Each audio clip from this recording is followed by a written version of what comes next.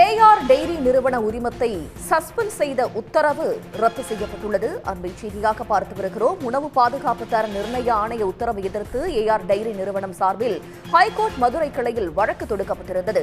இதுபற்றி கூடுதல் தகவல்களை தருவதற்காக சிறப்பு செய்தியாளர் ரமேஷ்குமார் இணைகிறார். ரமேஷ்குமார், மேலதிக விவரங்கள்.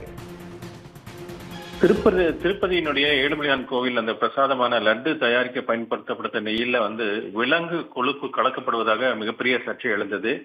இதையடுத்து தான் திண்டுக்கலை சேர்ந்த ஏஆர் டைரி ஃபுட் நிறுவனத்தினுடைய உரிமத்தை நிறுத்தி வைத்து இந்திய உணவு பாதுகாப்பு மற்றும் தர நிர்ணய ஆணையம் கடந்த பிப்ரவரி 14ஆம் தேதி உத்தரவு பிறப்பித்தது. இந்த உத்தரவை எதிர்த்து தான் ஏஆர் டைரி ஃபுட்ஸ் நிறுவனத்தினுடைய சார்பில் சென்னை உயர்நீதிமன்றத்தினுடைய மதுரை கிளையில வழக்கு தாக்கல் செய்யப்பட்டது. இந்த வழக்கினுடைய விசாரணை நீதிபதி வி லட்சுமி நாராயணன் அவர் முன்பு விசாரணைக்கு வந்தபோது நெய் மட்டுமல்லாம அனைத்து பால் பொருட்கள் உற்பத்திக்கான உரிமத்தை நிறுத்தி வைத்ததன் மூலம் நிறுவனம் பெரிதும் பாதிக்கப்பட்டுள்ளதாகவும் தொழிலாளர்கள் வாழ்வாதாரம் பாதிக்கப்பட்டுள்ளதாகவும் நிறுவனத்தின் தரப்புல வாதிடப்பட்டது.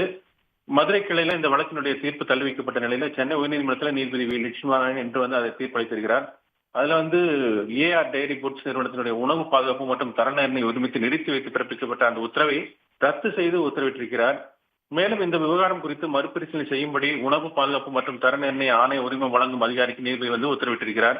மறுபரிசீலனை செய்யும் வரை நெய் உற்பத்திக்கான உரிமம் மட்டும் நிறுத்தி வைக்கப்பட்டுள்ளதாக கருத வேண்டும் எனவும் உரிமம் நிறுத்தி வைத்த உத்தரவு 6 வாரங்களுக்கு மட்டுமே நடைமுறையில் இருக்க வேண்டும் என்றும் அவர் உத்தரவிட்டிருக்கிறார்.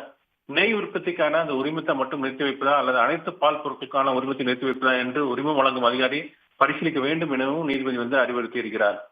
திருப்பதி தேவஸ்தானத்துக்கு கலப்படமான நெய்யை விநியோகத்திற்காக உணவு பாதுகாப்புத்துறை உரிமம் வழங்கும் அதிகாரி முடிவுக்கு நிறுவனத்தினுடைய அனைத்து பால் பொருட்களையும் நிரந்தரமாக தடை செய்ய விரும்பினால் சட்டத்திற்கு உட்பட்டு உரிமத்தை ரத்து செய்யலாம் எனவும் நீதிபதி அந்த உத்தரவில் குறிப்பிட்டிருக்கிறார்.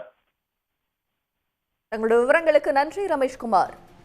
உடனுக்குடன் செய்திகளை தெரிந்து கொள்ள சன் நியூஸ் பெல் ஐகானை கிளிக் பண்ணுங்க.